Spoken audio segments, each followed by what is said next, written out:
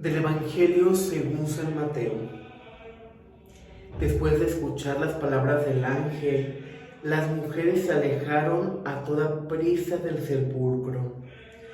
Llenas de temor y de gran alegría, corrieron a dar la noticia a los discípulos. Pero de repente Jesús les salió al encuentro y las saludó. Ellas se le acercaron, le abrazaron los pies y lo adoraron. Entonces les dijo Jesús: no tengan miedo, vayan a decir a mis hermanos que se dirijan a Galilea, allá me verán. Mientras las mujeres iban de camino, algunos soldados de la guardia fueron a la ciudad y dieron parte a los sumos sacerdotes de todo lo ocurrido. Estos se reunieron con los ancianos y juntos acordaron dar una fuerte suma de dinero a los soldados con estas instrucciones. Digan: durante la noche, estando nosotros dormidos, llegaron sus discípulos y se robaron el cuerpo. Si esto llega a oídas del gobernador, nosotros nos arreglamos con él y les evitaremos cualquier complicación. Ellos tomaron el dinero y actuaron conforme a las instrucciones recibidas. Esta versión de los soldados se ha ido difundiendo entre los judíos hasta el día de hoy. Palabra del Señor. Gloria a ti, Señor Jesús. Paz y bien, mi querido hermano, te deseo en este lunes de la primer semana de Pascua. Y precisamente, mi querido hermano, el día de hoy damos continuidad al Evangelio de la resurrección del Señor. Ya los sumos sacerdotes habían confabulado para dar muerte a Jesús. No obstante, con golpearlo, con abofetearlo, con escupirlo, con humillarlo y con ver que Él murió en la cruz, ellos nunca habían entendido el misterio de la resurrección. Ellos juzgaban que Jesús había dicho que Él sería tumbado el templo y lo levantaría en 3 días. Y ellos veían algo imposible, porque ¿cómo era posible que un templo que se había construido por más de 40 años, Jesús dijera que Él lo podía levantar en 3 días? Sin embargo, Jesús no se refería al templo físico, sino al templo de su cuerpo. Jesús se refería precisamente a su pasión, muerte y resurrección. Y precisamente con la resurrección de Jesús, también nosotros volvemos a la vida. Con la muerte de Jesús, morimos al pecado, pero con la resurrección de Jesús, porque Jesús vive, estamos llamados a vivir en una vida de gracia. Estamos llamados a levantarnos de las caídas, a levantarnos del pecado, a combatirlo día a día. Y precisamente, mi querido hermano, ese es el camino de la conversión. El no agobiarnos por las veces que hemos caído, sino pedirle a Jesús resucitado la gracia de levantarnos. ¿Y cómo nos podemos levantar? ¿Cómo nos podemos sacudir? Pues precisamente, mi querido hermano, mediante el sacramento de la reconciliación, reconociendo nuestros errores, nuestras fallas y poniendo toda nuestra parte para luchar en el día a día.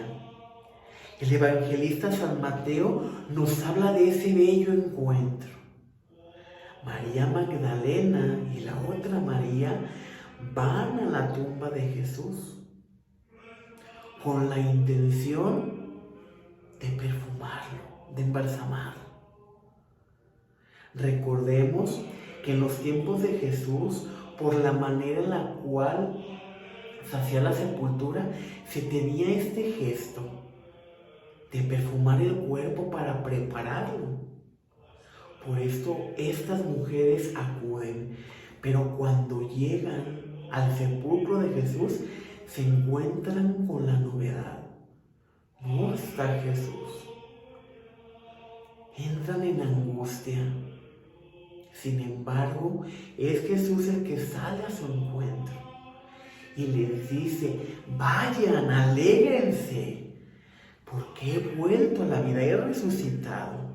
Vayan y díganle a los apóstoles que se encaminen a Galilea, que allá los veré.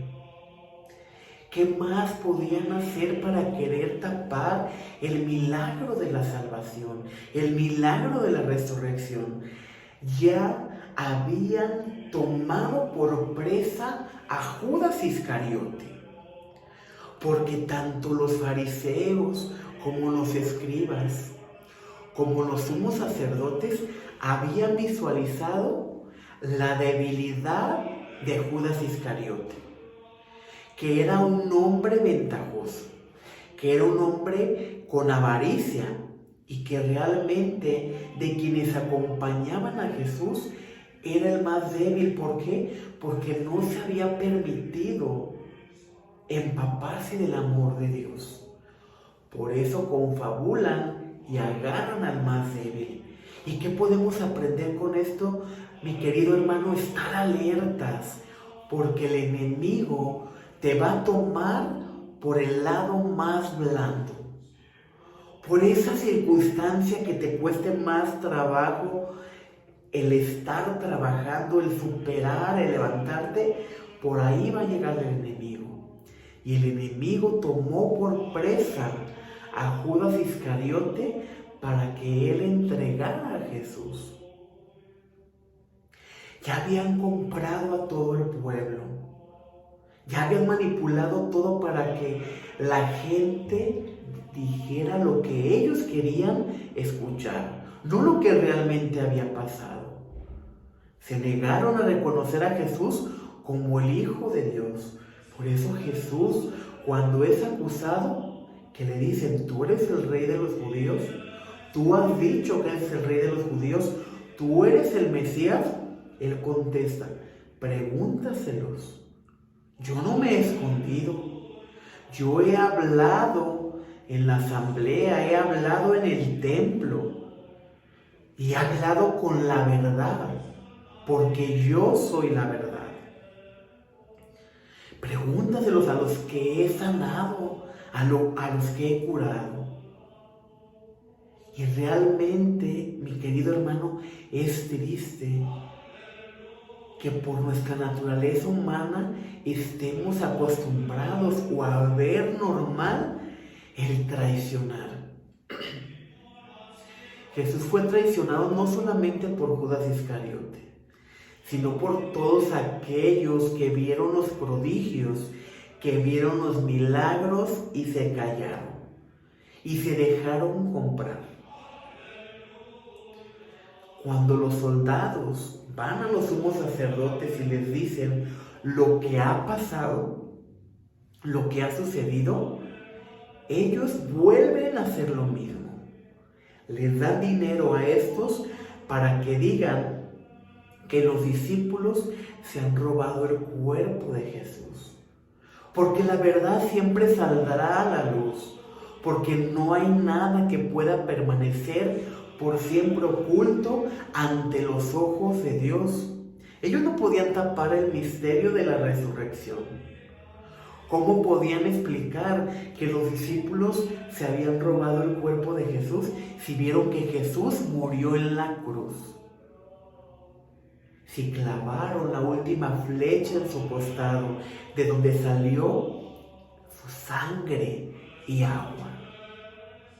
¿Cómo lo podían comprobar que Jesús no había resucitado? Si Jesús ya se había revelado ante María Magdalena, ante la otra María, y precisamente ¿por qué a las mujeres? Recordemos que Jesús libera a María Magdalena de todo lo que ella estaba cargando. expulsa de ella los demonios y a partir de ese momento María Magdalena se convierte, y no solo se convierte en una discípulo de Jesús. Lo acompaña hasta la cruz, no tiene miedo, no se esconde como se escondieron los discípulos. Recordemos que María Magdalena y el discípulo amado están fieles hasta el último momento en la cruz. El día de hoy, mi querido hermano, te invito a que de todo corazón entregues todo aquello que aún te está estorbando. Esa paja que no te deja ver la resurrección, que no te deja ver la vida. Si el pecado te mantiene en un estado de muerte, puedes hacer que esa circunstancia cambie. En nuestras manos está el poder liberarnos del pecado y de la muerte. Los sacramentos están pensados para inyectarnos de vitalidad. Acudamos a ellos de modo que podamos ir trazando el camino que nos lleve a la vida eterna.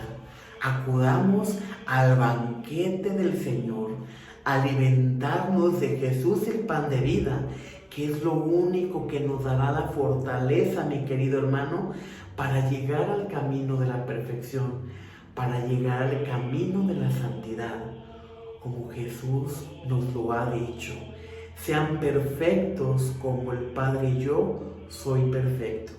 Que la paz de Cristo esté contigo y con tu familia. Paz y bien.